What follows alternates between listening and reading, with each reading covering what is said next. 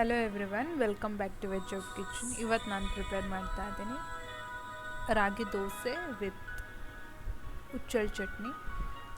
ಇದು ಆ್ಯಕ್ಚುಲಿ ಯಾರು ಆರ್ಡರ್ ಮಾಡಿದ್ದಲ್ಲ. ನಮ್ಮ ಹತ್ರ ನಿಮ್ಗೆ ಆಗಲೇ ಗೊತ್ತಿರೋ ಹಾಗೆ ಮಂತ್ಲಿ ಪ್ಲ್ಯಾನಿಂಗ್ಸ್ ಇದೆ. ಆ ಮಂತ್ಲಿ ಪ್ಲ್ಯಾನಿಂಗ್ಸಲ್ಲಿ ಅವ್ರಿಗೆಲ್ಲ ಮೆನ್ಯುವಲ್ಲಿ ಏನಿರುತ್ತೆ ಅನ್ನೋದು ಗೊತ್ತಿರಲ್ಲ.